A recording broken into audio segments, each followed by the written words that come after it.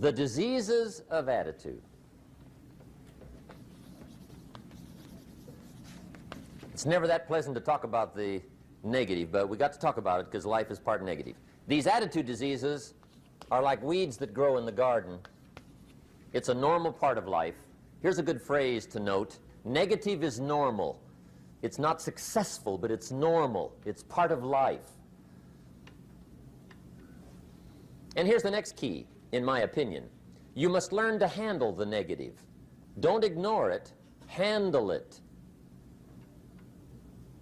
Now, I know some people teach the other way.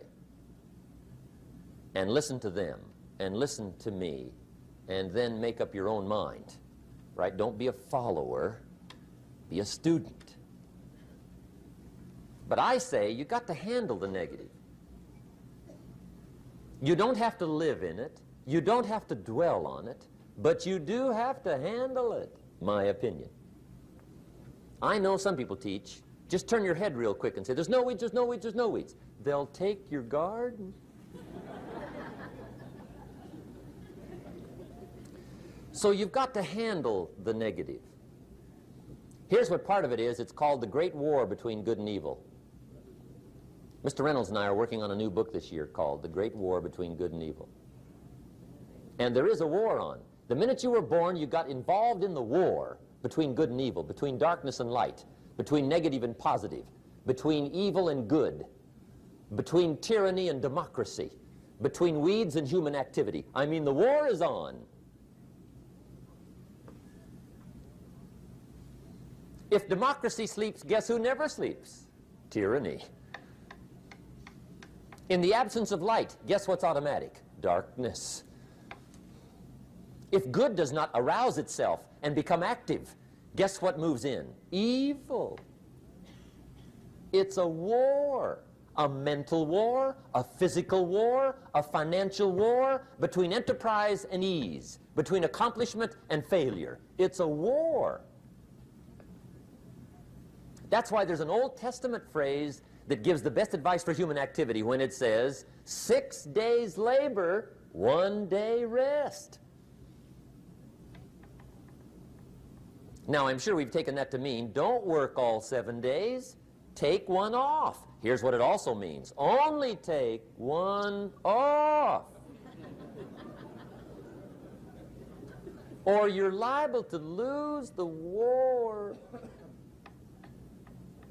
Now, we've got it down to 5 and 2, and maybe that's not too dangerous. I don't know.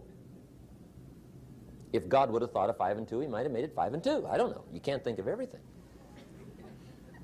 But here's what it does mean. Enterprise is better than ease. If you rest too long, the jungle overtakes the village.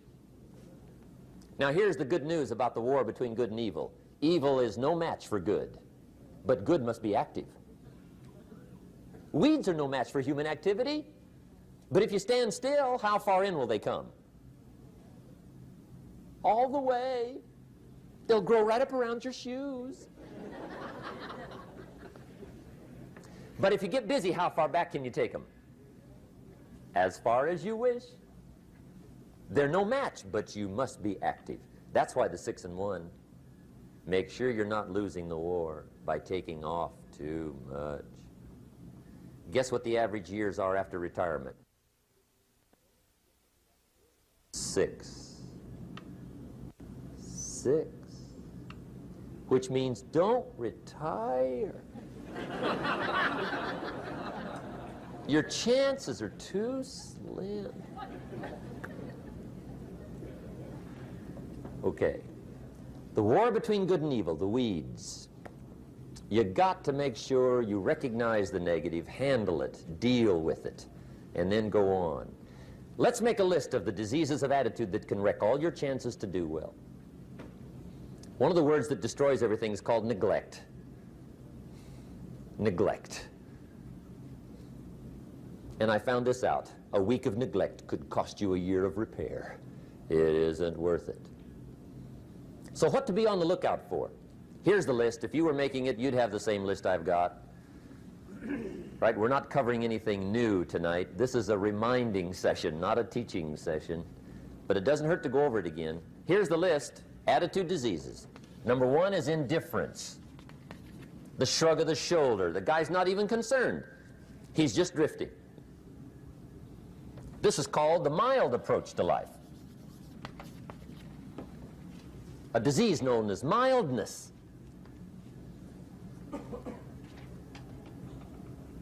The guy says, well, I can't see getting all that worked up. Well, to be any kind of winner, you got to get worked up. There's one problem with drift. You cannot drift to the top of the mountain. And the good Lord said in the closing chapters of the Bible, here's the best way to live, one way or the other. That's best. Hot or what's next best? Cold is next best to hot. Not the half-baked middle, lukewarm, not too hot, not too cold. What a sad way to live. I think what it means is pick a direction and go with everything you got. Just pick one and go.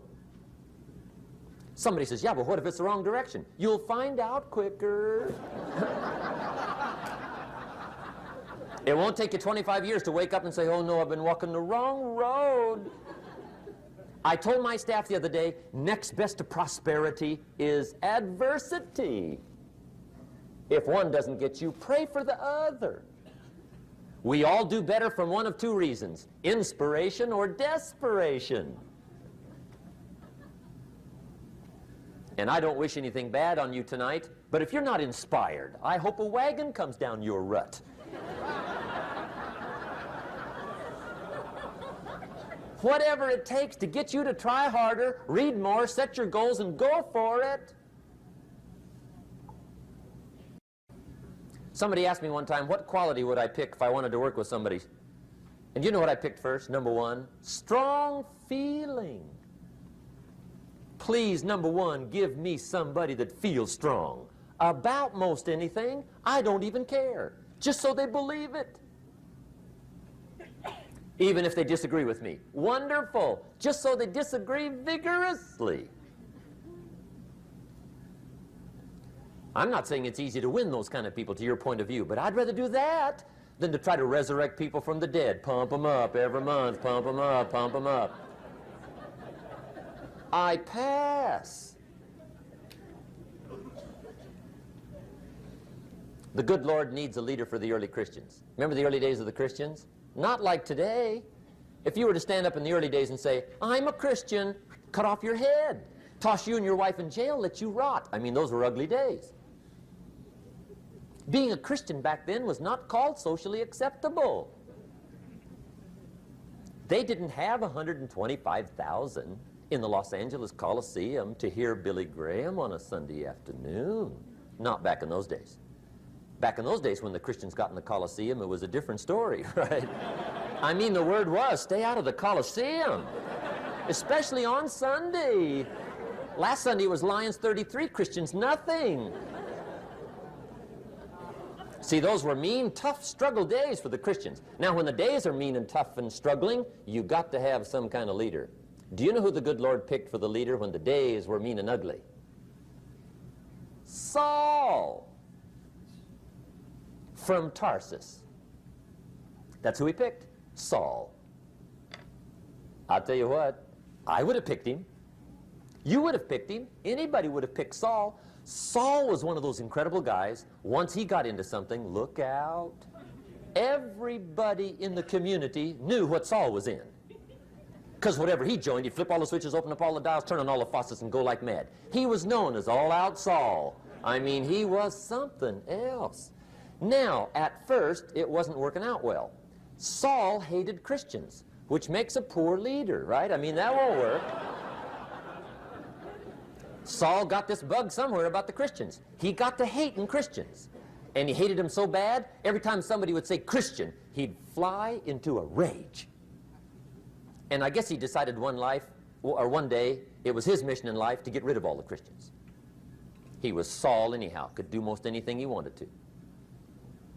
So he got him these letters of authority to go around to the various communities and hunt down the Christians. They said, do whatever you want to with them, Saul. They're unpopular anyhow. Drag them in the streets, whip them, stone them, torture them, kill them. You mention the name Saul from Tarsus to the early Christians. I'll tell you what they would do. They would run, hide, lock the doors, leave town, dive underground. I've been in the catacombs of Rome where they hid. He was mean. I mean, terribly mean. But remember the story? One day Saul's making it for Damascus. Heard about some new Christians, flies into a rage, takes off for Damascus. And the story said he was angry. There's a little sentence in the story that says, on his way to Damascus, he was breathing out threatenings and slaughter, which meant he felt rather strong about the idea, right? That's strong. That's strong. But on this journey, right, according to the story, as Saul was making his way to Damascus, the good Lord looks down out of heaven and says, there's my man, Saul. He's got to be something else. And according to the story, this great light shines out of heaven, knocks him flat, right off his horse, grinds his face in the dirt, and blinds him for 3 days. The good Lord using recruiting tools we can't use, but when you're Lord, right? To make a long story short, Saul from Tarsus becomes converted to Christianity. He becomes Paul, the great leader, the apostle. And without a doubt, the good Lord got him a dandy. One he didn't have to pump up every month. In one of his later writings, he said, the things I once hated, I now love. The things I once loved, I now hate. See, that's strong. Here's the key to the good life. Learn to put everything you've got into everything you do. Whatever you are doing, pour it on. It will quickly open up into opportunity or quickly disclose to you that you ought to be doing something else. The delusion is, if I had a better job, I'd really pour it on. See, that's delusion. Wherever you are, pour it on. Don't give somebody half a job for a day's pay. Pour it on. See, that'll help change your life. Get rid of this disease. Here's the next attitude disease, indecision. Mental paralysis. The guy can't make up his mind and it becomes a disease. Pretty soon he knows he's got it. The guy says, well, I know I'm on the fence. But he says, what if I get off on the wrong side? Listen, after a while it doesn't matter. Just get off. Any side will do. A life full of adventure is a life full of many decisions. The ones that turn out to be wrong give you better experience to make better decisions. So don't see how many decisions you can get out of, see how many you can get into. That's where the adventure is. So shake off this disease, indecision. The next one is doubt. Doubt's like a plague. And one of the worst is self-doubt.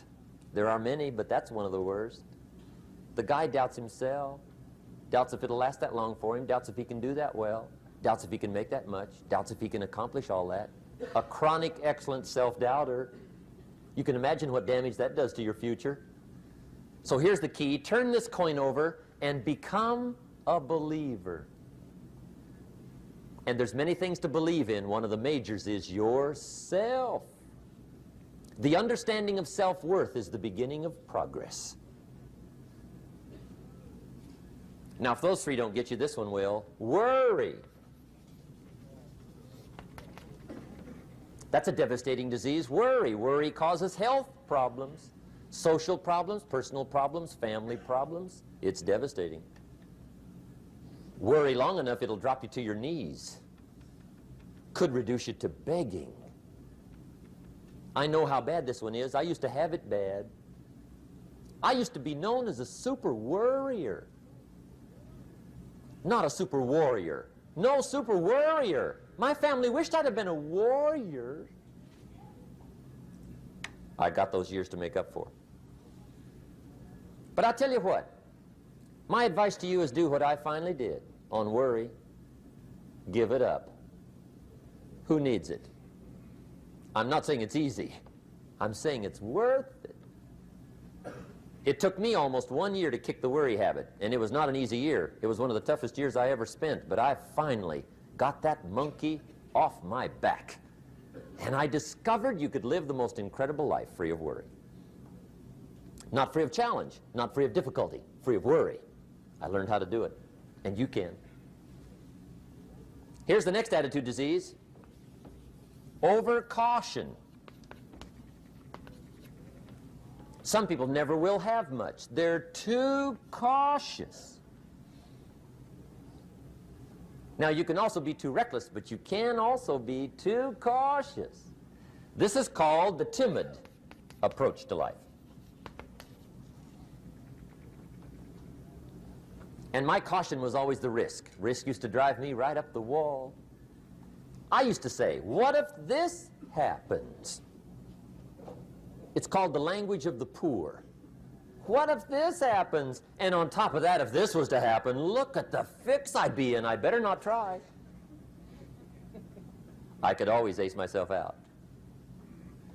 Then I'll tell you what changed my whole life when I finally discovered it's all risky. The minute you were born, it got risky. If you think trying is risky, wait till they hand you the bill for not trying.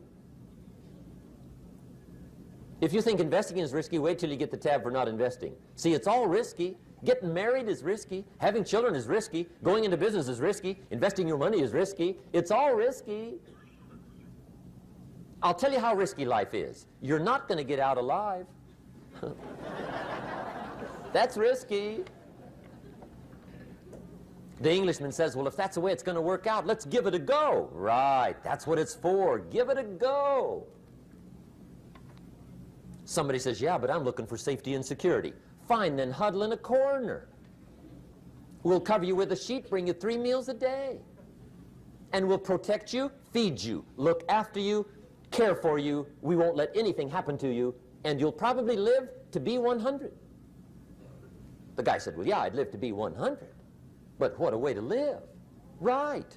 What a way to live, safe and secure. Don't ask for security. Ask for adventure. Better to live 30 years full of adventure than 100 years safe in the corner. And see, it's not important how long you live. What's important is how you live. Here's the next attitude disease. We're almost through with this motley list. In fact, we're almost through. Hang on. The next one is pessimism. Pessimism, the deadly disease of always looking on the bad side, the problem side, the difficult side, checking all the reasons why it can't be done. The poor pessimist leads an ugly life. He doesn't try to figure out what's right. He tries to figure out what's wrong. He doesn't look for virtue. He looks for faults. And when he finds them, he's delighted. How ugly. This is the poor guy who looks through the window, doesn't see the sunset. He sees the specks on the window.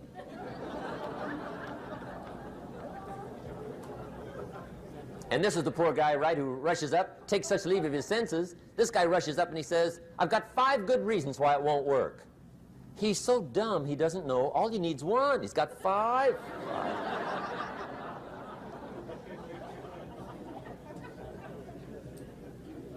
To the pessimist, the glass is always half empty. To the optimist, the glass is half full. Why would the same measure affect people 2 different ways? Answer, it all depends on how you look at it. Our lives are mostly affected by the way we think things are, not the way they are. The way we think they are affects us most. There's a subject we don't have time to get into tonight called better thinking habits. One of the major things Shove taught me when I met him, he said, poor thinking habits keeps most people poor. Not poor working habits. Most people work hard, but they don't think hard. And Shove taught me that the mind is like a factory, a mental factory. And whatever you think about all day long pours ingredients into this mental factory. And that's what builds the economic, social, financial fabric of your life. He quoted me a Bible phrase that says, as you think, so you become. How awesome. When he talked about poor thinking habits, he had me. I used to start the day reading the morning newspaper. I mean, you can believe that or not. I'd get a cup of coffee and read the paper. I'd load up on wars and riots and murders and stabbings and killings and bank robberies and muggings and car wrecks and tragedies. I'd even read the back pages. I seem to like that stuff for some weird reason. I'd load up on all that, and then I'd start the day. You can imagine the kind of days I used to have. You walk around on your financial knees. They call you economic peewee.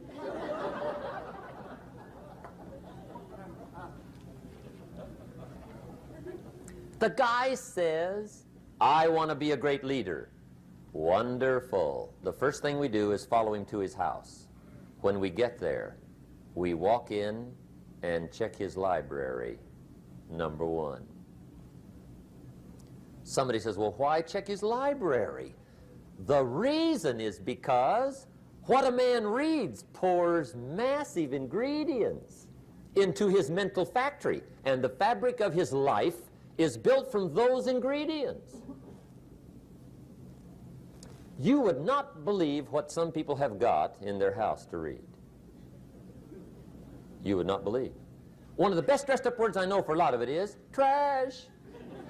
Can you imagine dumping a barrel of trash into this mental factory every day and coming out with a rich, dynamic, positive life? It can't be done. You might as well try making a cake with cement.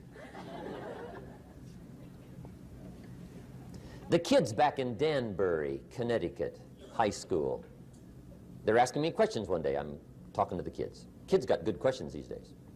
One of them said to me, Mr. Rohn, how do you build the good life? I said, it's simple. It's not easy, but it's simple. Here's how you build anything. Select the right ingredients, keep out the wrong ingredients, and it starts with thought. Everything starts with thought. So you must be wise and careful what you think about, because that starts everything. You got to be wise and careful. I asked the kids, what would happen if somebody dropped sugar in my coffee? They said, well, you'd be okay. I said, what if somebody dropped strychnine in my coffee? They said, well, you'd be dead. I said, correct. Lesson one, life is both sugar and strychnine. You gotta be careful. I said, what if my worst enemy drops in the sugar? They said, will you be okay? I said, what if my best friend, even by accident, drops in the strychnine?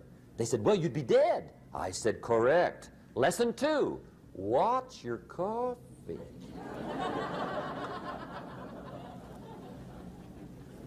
You got to be careful. See, it doesn't matter who hands you the bad stuff. It doesn't matter where you get the bad stuff. It'll still do its damage on your bank account, wherever you get it. Mr. Schoaf gave me one of the greatest phrases when I first met him when he said, Jim, every day stand guard at the door of your mind. How important. Stand guard at the door of your mind. And you decide what goes into your mental factory. Don't let anybody just dump anything they want to in your mental factory, because you've got to live with the results.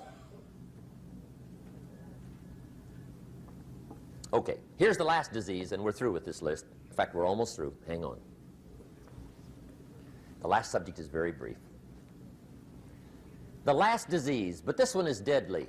Engage in this one, indulge in it even slightly, and you might as well forget the future, because it's going to forget you. Complaining,